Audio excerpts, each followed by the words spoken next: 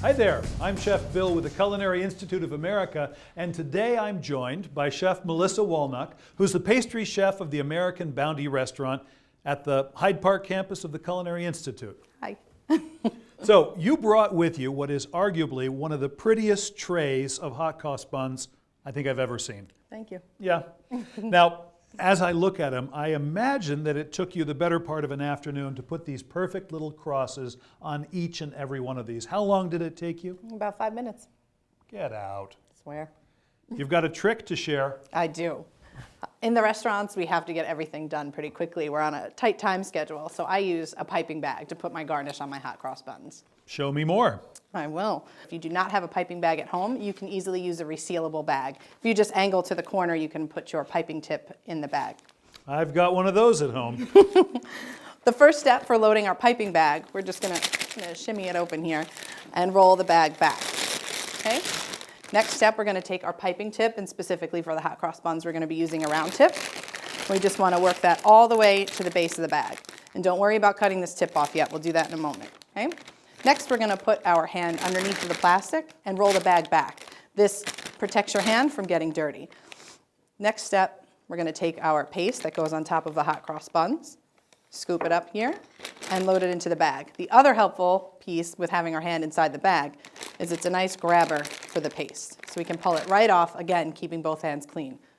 My old chef used to say we need one hand clean to answer the phone. So I've gone by that rule for a very long time. This method for loading the pastry bag works with any kind of filling. Your royal icing, frosting, paste like this, it works for anything. I will suggest though, if you're using a thinner filling, to just twist the base of the bag and press it into the tip just to keep anything that may be a little more fluid from flowing through, okay? This is a great idea because at this point, I would be covered with frosting, my hands, the counter, everything. So let me take this out of the way. Thank you.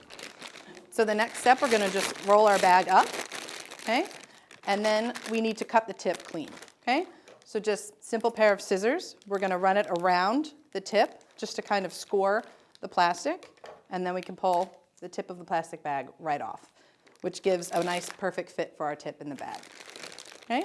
Next step, you want all of this paste, frosting, filling, whatever you may be using, right up to the edge of the tip without any air. So we're gonna spread our bag flat. And I happen to have a rubber bowl scraper. If you have one at home, this works. You can use the edge of a book, anything with a flat edge on it. And we're just gonna work our paste forward, okay? You want to make sure that you are also leaving part of the bag open for the rest of that air to escape. You wanna get your muscles in here and do this? Let me give it a try. Show me what you got. All right. It's not that tough though. It seems to be working pretty well. Yeah, I'm gonna push it down. There you go. How's that look? Perfect. Okay, what's next? Next step, you can see that our bag, everything is to the tip, and it's only about a third of the way at most full. This is as much filling as you want to put in here. If you load this whole entire bag or your whole entire resealable bag, this stuff's going to get away from you and kind of come out of the back here. I'll attest to that. What you can do is just cut a little bit of the bag off of the back here, just so it's not so cumbersome when you're trying to pipe. Okay? So you're left with this, much more manageable. Okay? The next thing you want to do is take your bag and give it a nice twist on top. This allows for all of your filling to stay towards the front of the bag, and you can apply less pressure this way too, so it's not so much strain on your hands. Okay? And now we're going to pipe.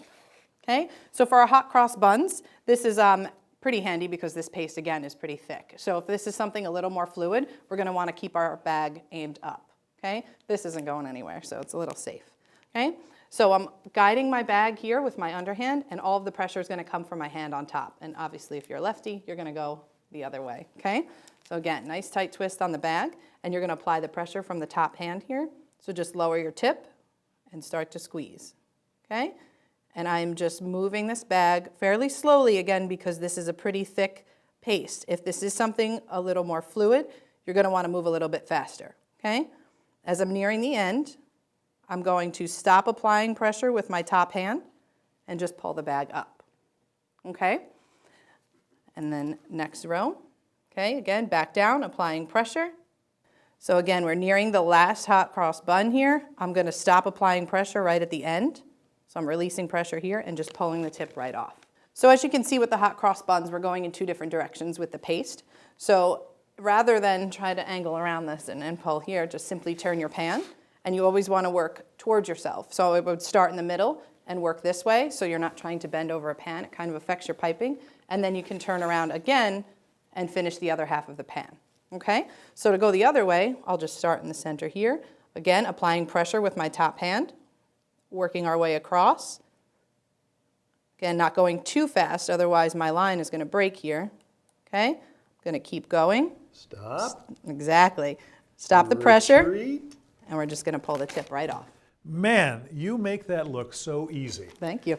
So, just so that I've got it straight, walk me through the process one more time. Tell me what the critical control points are so that I can handle a pastry bag just as well as you can.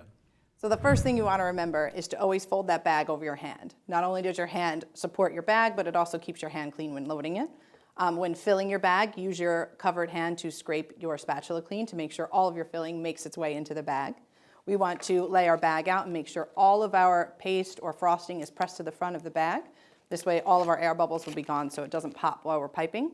We also want to make sure that we cut off any of that extra bag just to make it easier and it's not flying around while you're trying to pipe. And a nice tight twist on the top of the bag allows you to not have to press so hard to get your filling out and be a little bit easier on your hand. So, not as confusing as we thought. A piping bag is not that difficult. Not that scary. Great. I'm going to make some cupcakes. I suggest you do the same thing and get out your pastry bag and try this thing.